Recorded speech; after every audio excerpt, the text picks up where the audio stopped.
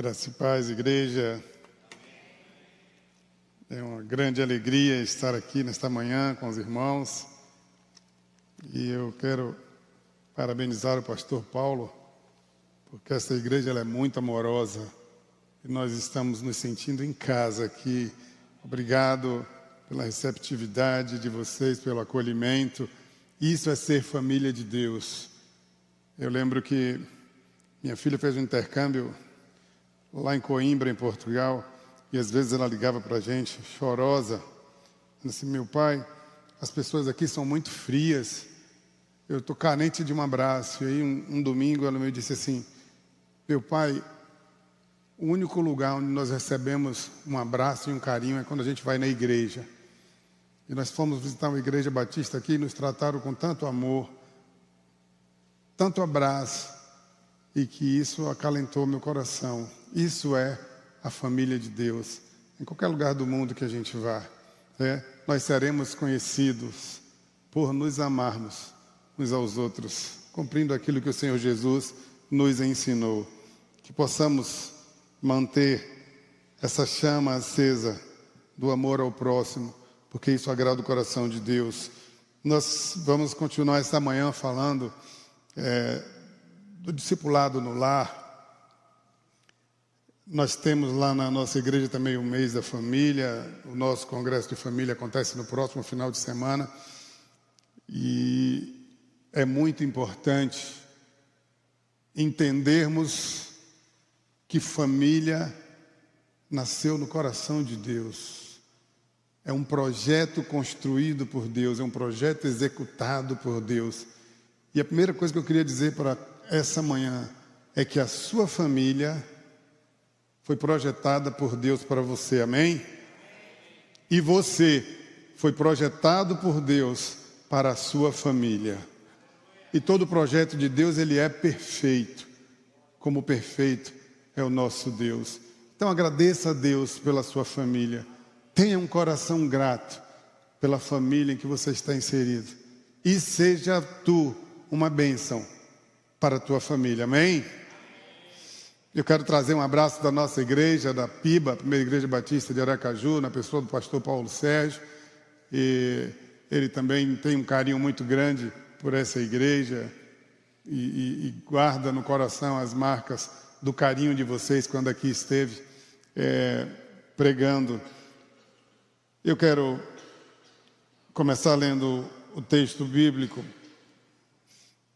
bem conhecido, Gênesis 1, 27 e 28. Diz assim: criou Deus o homem à sua imagem, a imagem de Deus o criou, homem e mulher os criou. Deus os abençoou, lhes disse: sejam férteis e multipliquem-se, encham e subjuguem a terra, dominem sobre os peixes do mar, sobre as aves do céu e sobre todos os animais que se movem pela terra. Deus criou, Deus formou a família desde o princípio. E como é bonito de ver a narração bíblica de quando Deus traz Eva e a entrega a Adão. E o texto mostra que Adão, felizão da vida, quando viu, Eva deveria ser linda assim, igual a Núbia. E ele olhou para aquela varoa e ele vai dizer assim: essa é osso dos meus ossos. Tipo assim, Senhor, essa foi feita para mim. Essa é do meu top. É tudo aquilo que eu queria. Que seja assim em nossos lares, que nós possamos ter esses olhares para os nossos cônjuges e agradecer a Deus. Esse varão é aquilo que eu queria que o Senhor me entregou. Diga assim do seu marido, do seu esposo, porque foi o Senhor quem preparou o seu cônjuge para você, amém?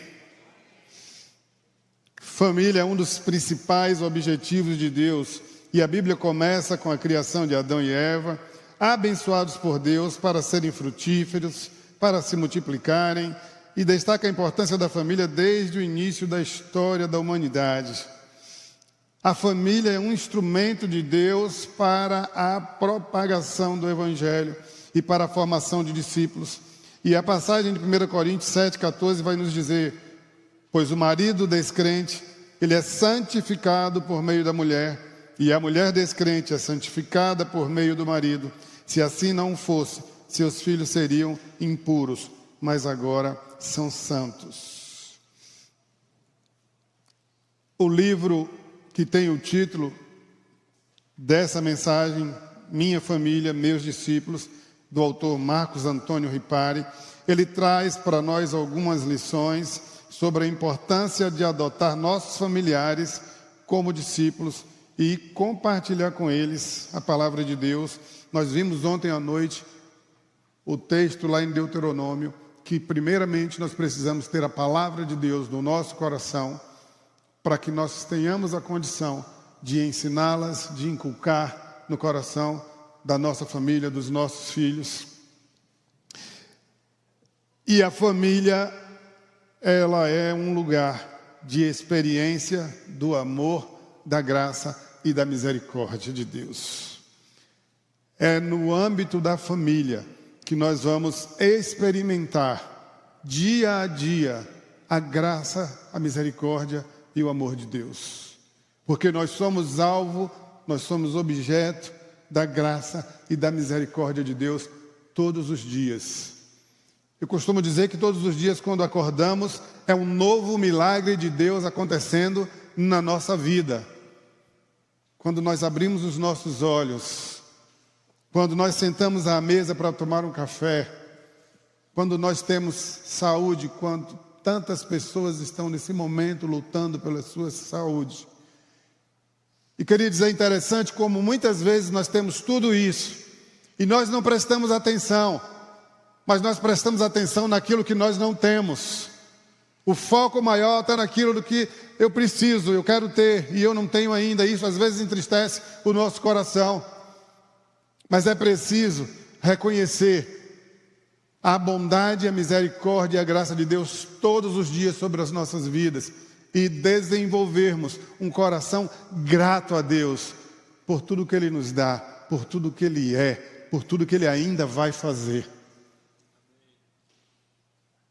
A palavra de Deus nos deixa claro, pela afirmação de Jesus: sem mim, nada, absolutamente nada podeis fazer. Nós não somos nada sem Ele, nós dependemos dEle para tudo. Ele é tudo em nós, e Ele é tudo para as nossas famílias. Então eu queria começar essa manhã conclamando vocês para que desenvolvam um coração grato a Deus, por Ele ser tão maravilhoso, por essa bondade infinita de Deus, que nos alcança toda manhã, quando nós acordamos. Que Deus maravilhoso, um Deus tão grande, um Deus tão poderoso, ainda assim Ele se importa comigo e com você e com as nossas famílias. Ele cuida de nós, Ele não nos deixa sós. Glórias a esse Deus maravilhoso. Um lar cristão unido e amoroso, ele vai refletir os valores de Deus e vai mostrar ao mundo o amor de Deus por eles. O mundo precisa ver, perceber e enxergar o amor de Deus por meio das nossas vidas, por meio das nossas famílias, a forma como nós convivemos. Os nossos vizinhos precisam olhar para as nossas famílias, para as nossas casas e perceber que há algo diferente ali. Um lar onde reina a harmonia, o amor, o cuidado, o diálogo, a atenção, onde há um ambiente leve. Tem umas amiguinhas de minhas filhas que dizem assim para ela: a gente gosta de ir na sua casa porque a gente se sente muito bem lá, porque é um ambiente leve e descontraído. Uma certa feita, quando minha filha estava em Portugal, a minha outra filha estava estudando em Salvador, aí os amiguinhos delas um dia ligaram para mim: tio, a gente sabe que o senhor está carente de filho, mande pedir uma pizza que a gente vai aí para ficar conversando com você. E juntou a turminha, os amigos de minhas filhas foram para lá ficar comigo em Núbia, saíram de lá 1h30 da manhã. conversando, rindo, porque se sentem à vontade, porque sentem paz, porque o lar do cristão tem que ser um lar que transmite essa paz e esse amor de Deus e atrai as pessoas.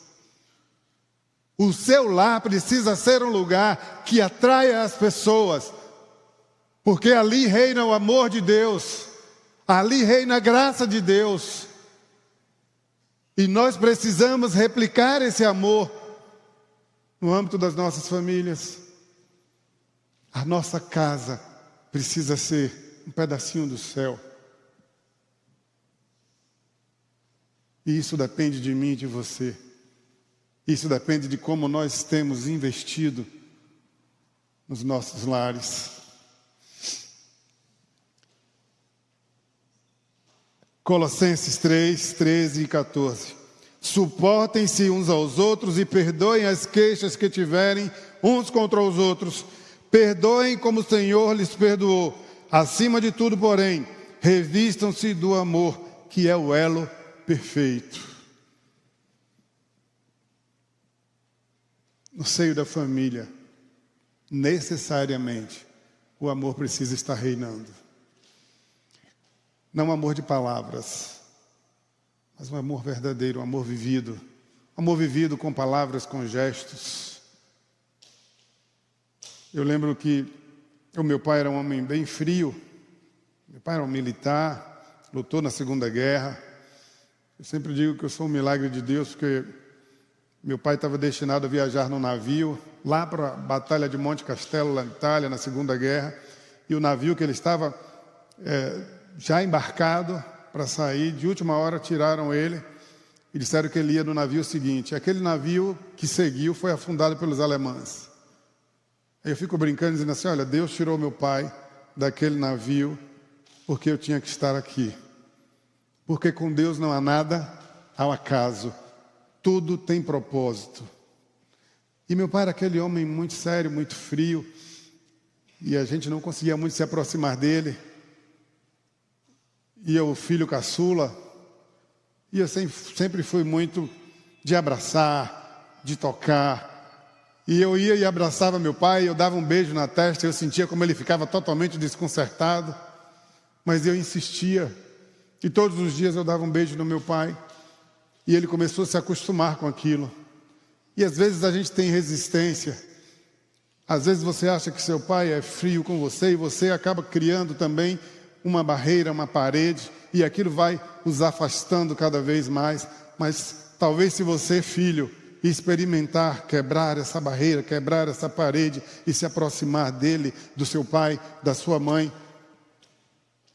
Quando nós fizemos o encontro de jovens, Núbia, eu vi uma palestra lá sobre pais e filhos e o pastor dizia exatamente isso. Às vezes a distância que existe entre você e seus pais não é somente culpa deles. Talvez falte uma iniciativa sua. Experimente hoje, quando chegar em casa, dar um abraço, um beijo no seu pai. E aí Núbia disse assim para mim, se eu for dar um beijo no meu pai, ele vai limpar o lugar. O pai dela era pastor. E muitas vezes ela dizia assim, eu fico babando com os conselhos que meu pai dá às meninas lá na igreja sobre namoro, mas aqui com a gente dentro de casa é totalmente diferente. A gente não consegue nem namorar, ele trata mal todos os nossos namorados. E existia uma grande barreira entre ela e o pai. Ela tinha saído de casa, tinha ido morar fora porque brigou com o pai. E nesse período do encontro de jovens, ela tinha voltado para casa e foi participar desse encontro. E depois dessa palavra do pastor Munguba, ela voltou para casa e ela experimentou fazer o que o pastor disse.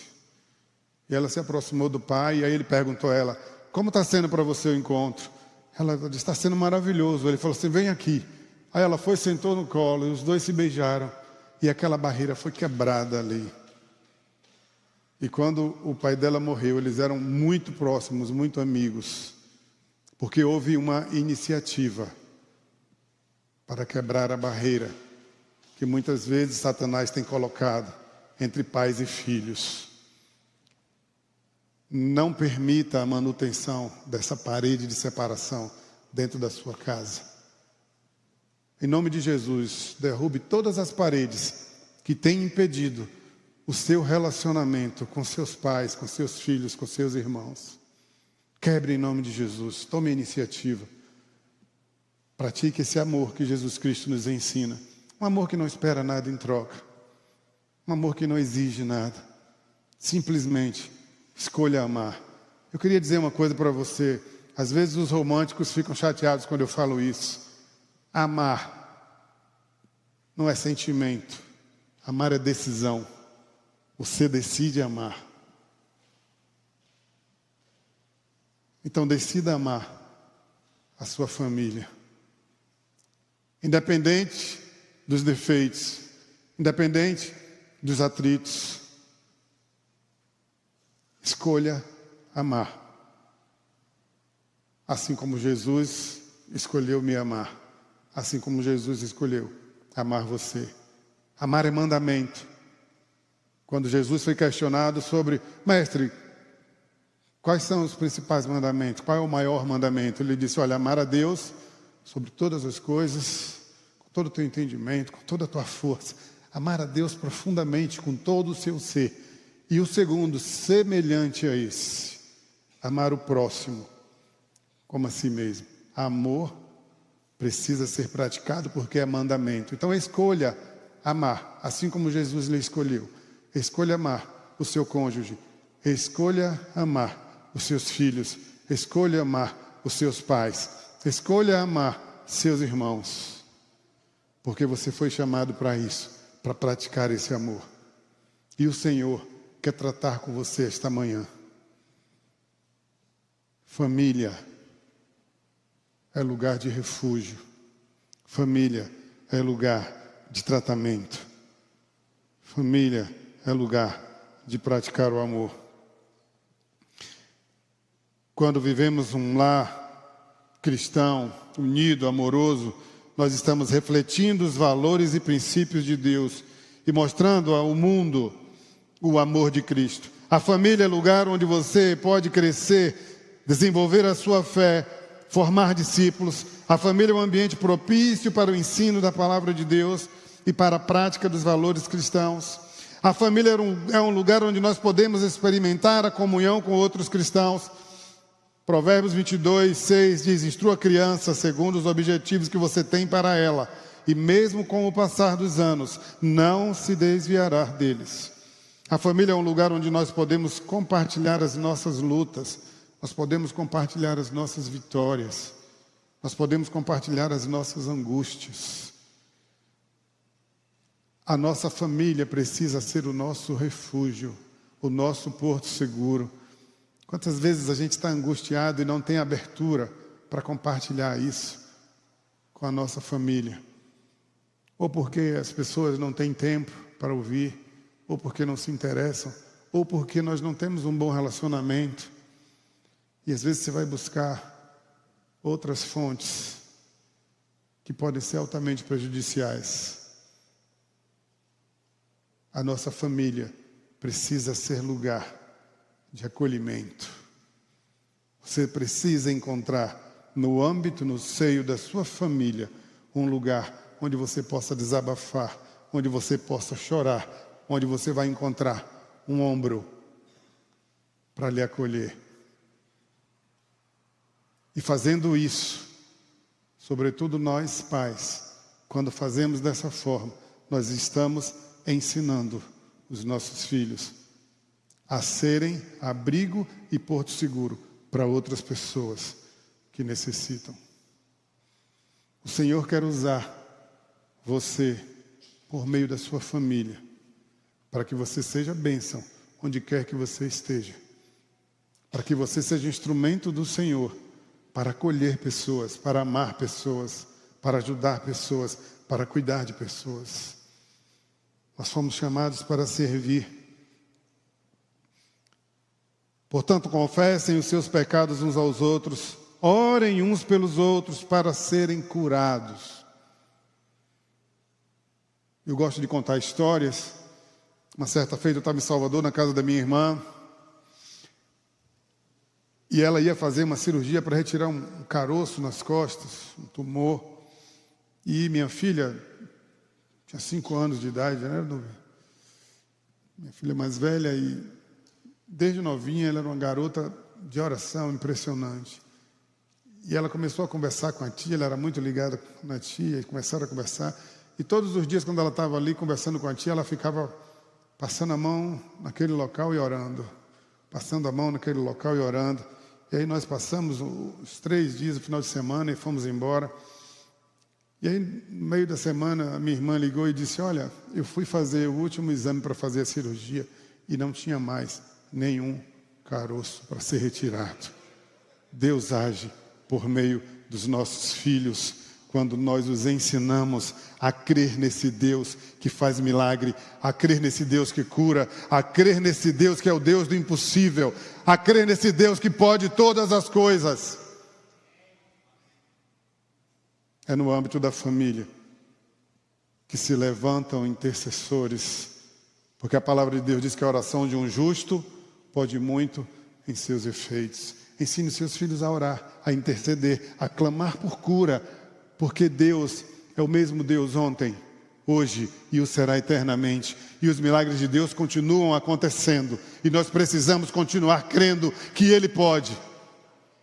Ele pode. Clame a mim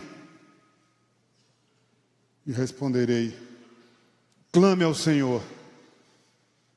Está alguém doente? Impõe as mãos. O poder não está em nós. O poder está no Espírito Santo que age em nós. O poder está no Espírito Santo que habita em nós. Porque a palavra de Deus diz que quando nós recebemos Jesus Cristo, nós fomos selados pelo Espírito Santo. Efésios 4:30 diz que nós fomos selados pelo Espírito Santo.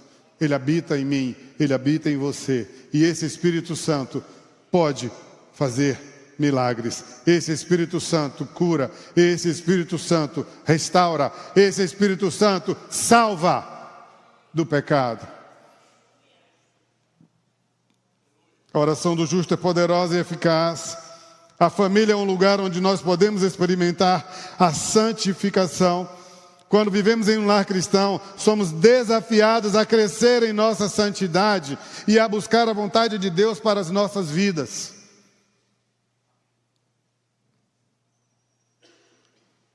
Sermos exemplos para os nossos filhos e familiares é fundamental. Então as nossas atitudes e comportamentos, elas terão um grande impacto naquelas pessoas que nos cercam. Sendo assim, nós devemos imitar a Cristo e refletir o seu amor e a virtude dele em nosso lar.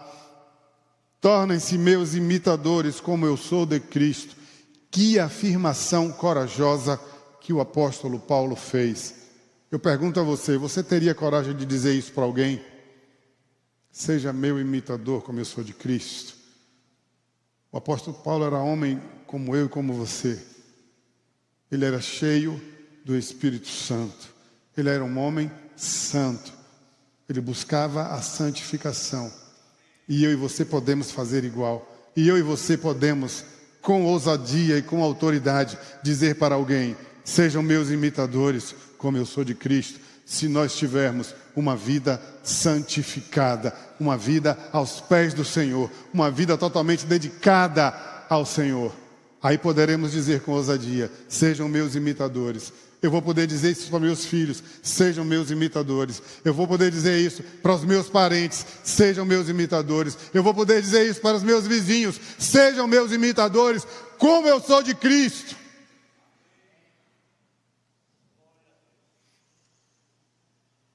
Nós somos exemplos para os nossos filhos. Devemos ser modelos de integridade, de honestidade. É preciso que sejamos honestos em todas as áreas das nossas vidas. É preciso buscar viver de acordo com os valores e princípios cristãos. Provérbios 10:9. Quem anda com integridade anda com segurança, mas quem segue veredas tortuosas será descoberto. Devemos ser modelo de serviço e generosidade para os nossos filhos e familiares. Devemos buscar servir aos outros Devemos ser generosos com os nossos recursos, assim como Cristo nos serviu e foi generoso conosco. Marcos 10, 45. Pois nem mesmo o Filho do Homem veio para ser servido, mas para servir e dar a sua vida em resgate de muitos. Mas nós vivemos em meio a uma geração completamente egocêntrica, voltada para dentro de si mesmo. Muitas vezes o Senhor tem lhe dado recursos além do que você precisa, e você só tem gasto com seus próprios prazeres. Às vezes tem alguém aqui dentro da igreja passando necessidade e você passa de largo, como foi lá a parábola do bom samaritano. O sacerdote passou, virou de lado, não é comigo. Quantas vezes nós podemos estar fazendo isso? Deus tem lhe abençoado para que você seja canal de bênção na vida de outras pessoas, amém, irmãos? Não permitam que esse egoísmo que domina essa sociedade entre em nossas igrejas, em nossas famílias, em nossas casas. Mas que nós possamos abrir os nossos corações para ser generosos e ajudar aquelas pessoas que têm menos do que nós. Mas a tendência é que cada vez que eu tenha mais, eu quero possuir mais. Eu quero ter mais, eu quero comprar mais, eu quero construir mais. Enquanto tem pessoas que não têm nada, que gostariam de ter um pouco, e que você poderia ser canal de bênção na vida delas e não está sendo. Ouça a voz de Deus falando com você essa manhã em nome de Jesus. Se nós queremos que os nossos filhos e os nossos familiares sigam a Cristo, nós precisamos ser exemplos de amor. Nós precisamos ser exemplo de paciência, de bondade, de humildade. Essas virtudes cristãs. Um lar cristão unido pode ser um instrumento eficaz para alcançar esse mundo perdido. É importante buscar a sabedoria de Deus para as nossas vidas. E a Bíblia é a única fonte de sabedoria e orientação para a vida cristã. E nós devemos estudá-las, nós devemos aplicar os seus ensinamentos em nossos relacionamentos familiares. Isso é discipular no lar. A oração, ela é essencial para a vida cristã e para a saúde da família. Devemos exercitar o orar uns pelos outros, buscar a direção de Deus em nossas vidas e em nossos relacionamentos. Você tem o hábito de desenvolver uma vida de oração com o seu cônjuge, com os seus filhos, orar juntos. É preciso desenvolver esse hábito. Escolham um momento do seu dia onde todos tenham a disponibilidade e sentem juntos para orar. Elenquem alguns motivos de oração e orem juntos, intercedam uns pelos outros. Os pais orando pelos filhos, os filhos orando pelos pais, irmãos orando por irmão. Irmão, nós não temos a dimensão do poder que é liberado quando a família ora junto. Experimente esse orar juntos em família. Porque assim fazendo, vocês estarão ensinando os seus filhos a desenvolverem esse belo hábito, que é colocar diante do Senhor as nossas necessidades, aquilo que aflige o nosso coração, as nossas alegrias para agradecer. É importante desenvolver um coração grato a Deus. Devemos dar um bom testemunho em nossa casa, devemos compartilhar a palavra de Deus, ser paciente, buscar sabedoria de Deus por meio da oração, para que nós possamos manter o nosso lar unido e amoroso. Tito 2, 7 e 8 diz assim: em tudo seja você mesmo um exemplo para eles, fazendo boas obras. Em seu ensino, mostre integridade e seriedade. Use linguagem sadia, contra a qual nada se pode dizer, para que aqueles que se opõem a você fiquem envergonhados, porque não podem falar mal de nós. Queridos, que tipo de linguagem você tem usado com a sua família? Muitas vezes nós, por meio das nossas palavras, nós temos lançado maldição sobre a vida dos nossos filhos. É importante entender que as palavras têm poder, sabem por quê? Porque Satanás se apropria delas. Quando você lança uma palavra negativa sobre a sua família, é como se você estivesse dando uma uma nota promissória assinada em branco para Satanás. E nós precisamos quebrar essas maldições.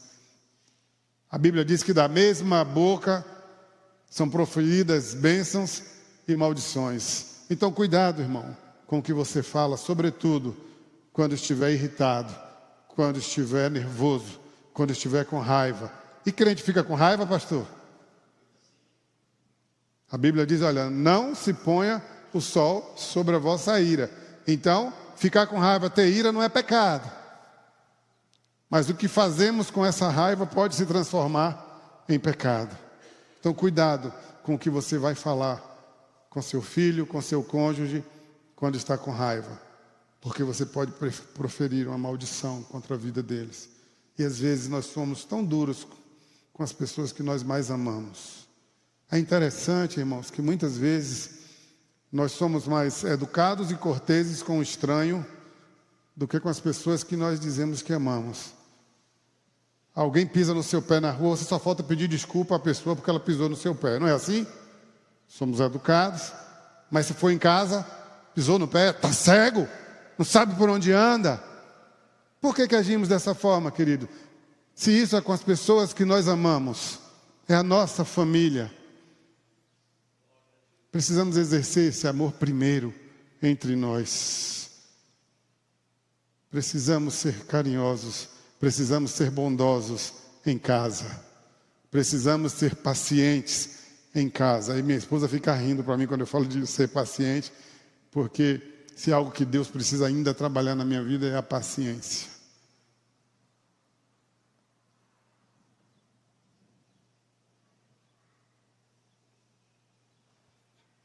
Efésios 4:2 vai falar novamente de paciência. É Deus falando comigo, irmãos. Porque a gente prega e a gente é ministrado também, sabiam disso? Sejam completamente humildes e dóceis e sejam pacientes, suportando uns aos outros com amor. Até a minha sogra eu tenho que suportar, né, Nubia? Eu tenho que ser paciente com ela. Minha sogra é uma bênção, irmãos. Eu fico muito feliz, eu amo muito minha sogra quando ela está lá em Feira de Santana. E eu digo isso a ela, e ela diz assim, você fala assim, mas você me ama. Eu falei assim, eu amo sim. Mas, queridos, muitas vezes nós somos impacientes com as pessoas dentro da nossa casa. E essa precisa ser uma luta que a gente tem que escolher enfrentar. Eu tenho aprendido que nós precisamos aprender a escolher as lutas que nós entramos. Tem luta que não vale a pena. Tem luta que não vale a pena. Mas a luta pela paciência com a sua família é uma luta que vale a pena. Lute para que você tenha paciência. E a paciência é um dos atributos do fruto do Espírito. E quando eu falo que eu estou precisando melhorar na paciência, significa que eu preciso me encher mais da presença do Espírito Santo na minha vida, para que Ele domine todas as áreas, sem limites, sem restrições, sem área reservada. Ele precisa ser o dono de tudo, Ele precisa comandar tudo. Não pode haver uma área na minha vida em que o Espírito Santo não tenha liberdade para dominar. Aí eu vou alcançar vitória na questão da paciência. Aí o fruto do Espírito e todas as suas características serão visíveis em minha vida e na sua vida. A paciência é essencial para a formação de discípulos em nossas famílias. A disciplina deve ser feita com amor e sabedoria. É preciso disciplinar, irmãos. A psicologia moderna diz que a gente tem que dar liberdade total aos filhos, mas a palavra de Deus diz que a criança entregue a si mesma, ela envergonha os seus pais. Queridos, e a gente vê comportamentos de determinadas crianças que eu não sou o pai delas, mas eu fico com vergonha. Crianças que são verdadeiras ditadoras, que batem na cara dos pais, e os pais acham bonitinho, mas não pode recriminar.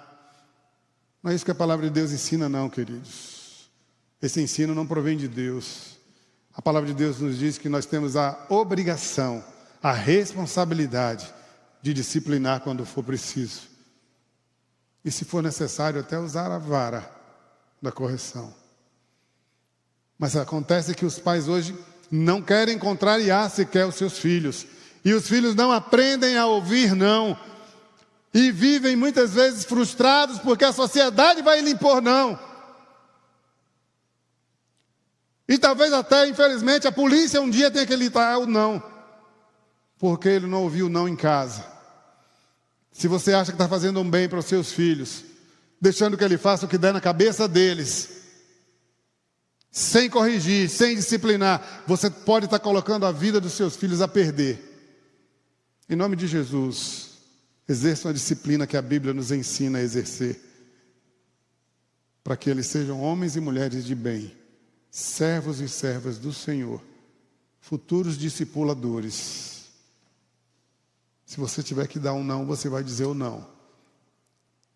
Não precisa ser grosseiro, não precisa ser áspero, mas você precisa impor limites, porque a nossa vida em sociedade, ela é cheia de limites.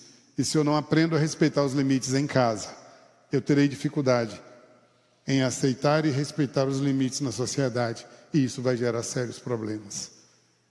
E essa culpa será sua, que não os ensinou a ter limites. Ensinar a criança, o jovem, o adolescente a ter limites, é discipular dentro do lar. Não abra mão, porque essa responsabilidade é sua, pai, é sua, mãe. Não podemos terceirizar isso. Algumas características que são essenciais para a formação de discípulos em nossas famílias, eu vou destacar algumas. A primeira é a humildade. A humildade vai ser essencial para a saúde dos relacionamentos familiares. Devemos ser humildes, reconhecer as nossas falhas, reconhecer nossas limitações, buscar a ajuda de Deus e dos outros para que possamos crescer em nossa fé e em nosso relacionamento familiar. Filipenses 2:3. Nada façam por ambição egoísta ou por vaidade, mas humildemente considerem os outros superiores a si mesmo. Queridos, quando a gente lê esse texto, nessa sociedade, isso aqui parece uma aberração. Considerar os outros, é como se você estivesse xingando a pessoa, você pedir que elas considerem os outros superiores a elas. Porque o que prevalece na nossa sociedade são pessoas arrogantes, vaidosas, presunçosas. E essa vaidade, essa arrogância, ela precede a ruína, assim diz a palavra de Deus. A soberba precede a ruína. Por isso, o Senhor nos convida a ser humildes, como foi humilde o nosso Rei Jesus Cristo. Precisamos ensinar, dentro das nossas casas, as lições de humildade, para que os nossos filhos sejam discípulos humildes. Depois da humildade nós temos o amor. O amor é a base de tudo o que fazemos em nossas famílias. Devemos amar os nossos filhos e familiares incondicionalmente, assim como Cristo nos amou. E eu gosto muito do texto, 1 Coríntios 13, 4-7. O amor é paciente. Mais uma vez a paciência aqui, Deus está falando comigo. O amor é bondoso. O amor não inveja, não se vangloria, não se orgulha, não maltrata, não procura seus interesses, não se ira facilmente, não guarda rancor. O amor não se alegra com a injustiça, mas se alegra com a verdade. Tudo sofre, tudo crê, tudo espera, tudo suporta. Isso é o amor. E nós somos convocados pelo Senhor a praticar esse amor, sem reservas, sem interesses. Humildade, amor, paciência, o fruto do Espírito, Gálatas 5, 22, 23, é o amor, a alegria, a paz, a paciência, a amabilidade, a bondade, fidelidade, mansidão, domínio próprio. Contra essas coisas não há lei. Eu não sei se aqui em Caruaru tem, crente bruto. Tem, pastor? Crente bruto, bravo. E onde é que está o fruto do Espírito na vida desse irmão, meu? Está faltando o Espírito Santo, querido. Se você é muito bruto, se você é muito bravo, está faltando o Espírito Santo na sua vida, amém? Esse amém foi muito fraco, pastor. Acho que tem muita gente brava aí. Fruto do Espírito Santo. Quanto mais eu me encher do Espírito Santo, mais manso eu serei, mais paciente eu serei, mais amoroso, bondoso. Esse é o segredo. Não é difícil. Busque se encher do Espírito Santo. Integridade. A Bíblia ensina que a integridade é valorizada por Deus e essa integridade ela está associada à bênção e proteção. Por exemplo, em Provérbios 11:3 está escrito: a integridade dos justos os guia, mas a perversidade dos traiçoeiros os destrói. Isso mostra que viver com integridade é fundamental para uma vida que esteja alinhada com os princípios da palavra de Deus. Mas além da honestidade, nós temos o serviço. A Bíblia ensina que servir aos outros é uma forma de expressar amor e compaixão. É uma forma de seguir o exemplo de Jesus. Em Marcos 10:45, Jesus diz: pois o Filho do Homem não veio para ser servido, mas para servir e dar a sua vida em resgate por muitos. Em Gálatas 5:13, nós somos lembrados a servir uns aos outros pelo amor. Então o serviço, ele é visto como uma expressão da nossa fé para agir em prol do bem-estar do nosso próximo. Mas eu conheço pessoas nessa geração que acham que Deus os criou para serem servidos. O Rei dos Reis, o Senhor dos Senhores, ele afirma que ele não veio para ser servido, mas para servir. E você tem certeza que quer se colocar acima do Rei dos Reis e achar que você só precisa ser servido, que você nunca quer servir a ninguém? É preciso desenvolver uma vida de serviço em prol dos nossos irmãos. E nós precisamos começar dos domésticos da fé. Nós começamos exercitando o servir aqui dentro, nessa família, na família de Deus. Porque se eu não consigo aqui, eu não conseguirei lá fora. Esse é o lugar onde nós vamos exercitar o servir uns aos outros. Se coloque à disposição. O que fazer não falta, não é, pastor Paulo? O que fazer não falta. Jesus disse que faltam trabalhadores na seara. Vamos orar e pedir ao Senhor que mande trabalhadores. Se coloque à disposição para servir a quem precisa. Exerça esse amor.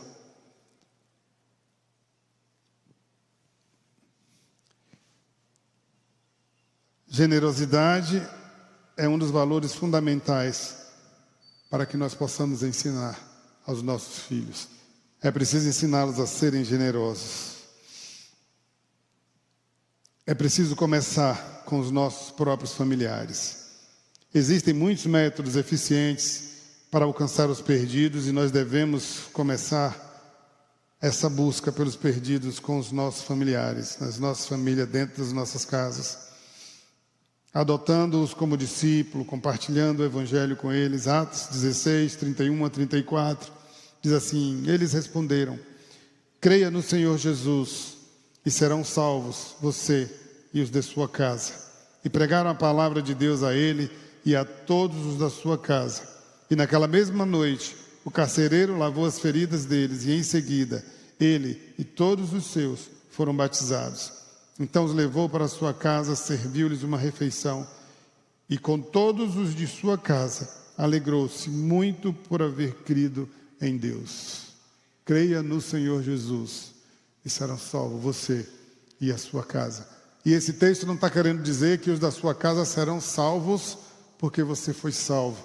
Salvação é individual, mas a sua vida, o seu testemunho alcançará o coração da sua família, porque eles verão a diferença que Jesus faz e eles vão desejar ter essa vida abundante que o Senhor Jesus promete.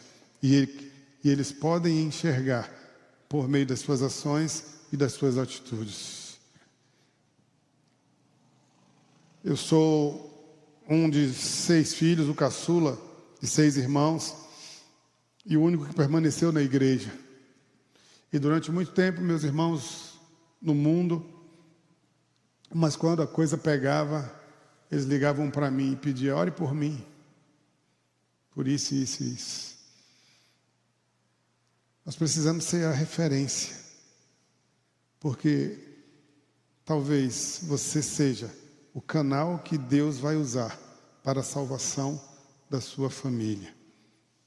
Ele pode usar o que Ele quiser, porque Ele é soberano, mas coloque-se à disposição do Senhor para ser usado, para que a sua família seja alcançada para Cristo.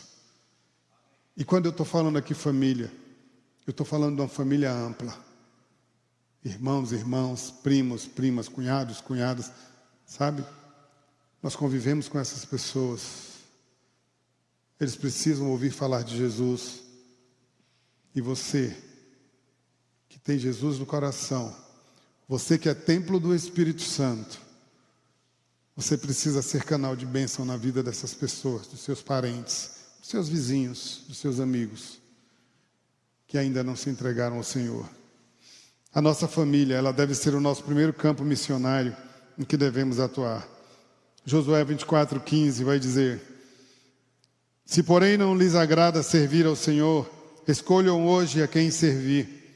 Se aos deuses que os seus antepassados serviram além do Eufrates, ou aos deuses dos amorreus em cuja terra vocês estão vivendo.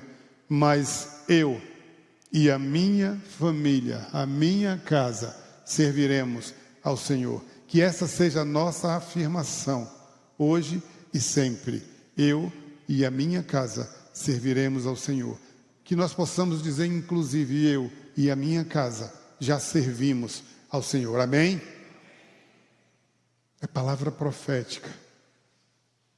Ainda que todos ainda não estejam, mas declare profeticamente: eu e a minha casa servimos ao Senhor. Esse Deus maravilhoso, esse Deus que sara, que cura e que restaura as nossas famílias. E se alguma área na vida da sua família precisa de restauração, eu queria lhe convidar essa manhã a colocá-la diante de Deus.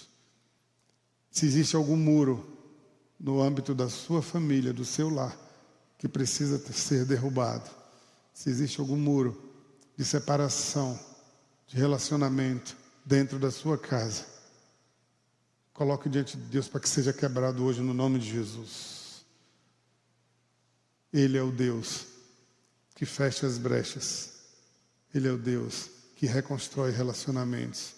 O Deus que derruba muros e constrói pontes de relacionamentos.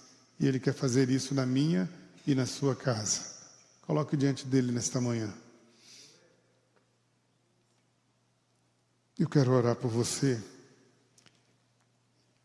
E se você entende que precisa colocar diante de Deus algo na sua família, eu queria lhe convidar a ficar de pé, com fé, crendo que nós estamos diante de um Deus que pode todas as coisas, de um Deus que quebra barreiras, de um Deus que muda a história.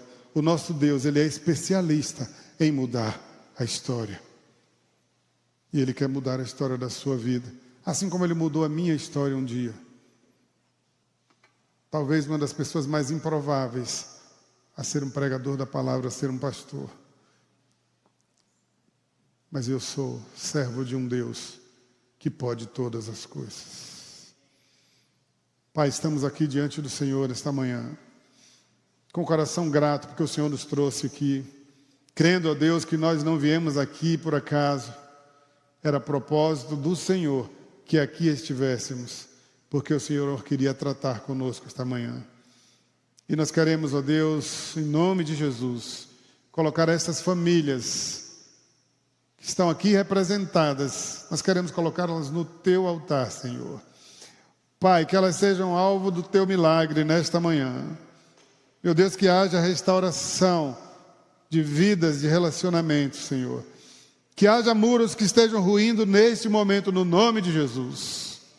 Barreiras sejam quebradas de relacionamentos, Senhor. Ó Pai, relacionamento de pais e filhos, irmãos e irmãos, maridos e esposas, sejam restaurados agora no nome de Jesus. Que famílias, ó Pai, sejam colocadas no Teu altar, Senhor, no nome de Jesus. Que famílias sejam dedicadas e consagradas a Ti nesta manhã, Senhor, no nome de Jesus.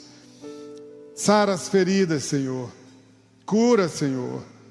Pai, que caia por terra todo ressentimento, que caia por terra todo perdão retido, Senhor. Ó Deus, que haja liberação de perdão, porque o Senhor nos ensina que para sermos perdoados pelo Senhor, nós precisamos perdoar os nossos irmãos. Que haja perdão aos pais que em algum momento tenham machucado seus filhos, com palavras, fisicamente, com atitudes. Toca nos corações desses filhos agora para que haja perdão em nome de Jesus. Se há aqui, ó Deus, Pai, magoados, amargurados, que esses ressentimentos caiam por terra agora no nome de Jesus. Que haja cura, Senhor, que haja cura nesses relacionamentos. Renova e restaura essas famílias, Pai. Muda, Senhor, a história. Escreve uma nova história, Pai, com o Teu dedo. Escreve uma nova história na vida dessas famílias, no nome de Jesus. Nós queremos Te agradecer, Pai, pela oportunidade de estarmos aqui falando de famílias, projeto do Senhor. Estarmos aqui aprendendo à luz da Tua palavra, Senhor, aquilo que o Senhor quer para as nossas famílias, aquilo que o Senhor quer que nós sejamos como família. Nos ensina, Senhor, nos dá discernimento, Pai. Que nós possamos, ó Deus, desenvolver em nós o fruto do Teu Espírito Santo. Para isso, ó Deus, derrama, Senhor, o Teu Espírito Santo sobre as nossas vidas. Enche-nos, Senhor, até que não haja mais espaço, ó Deus. Até que nós sejamos totalmente tomados pelo Teu Espírito Santo. Até que não tenhamos mais nenhum controle, Senhor, sobre nenhuma área da nossa vida. Mas que o Senhor seja tudo em nós. Que nós sejamos totalmente Teus. Que as nossas famílias sejam totalmente Tuas, em nome de Jesus. Nós Te agradecemos, no nome de Jesus. Amém.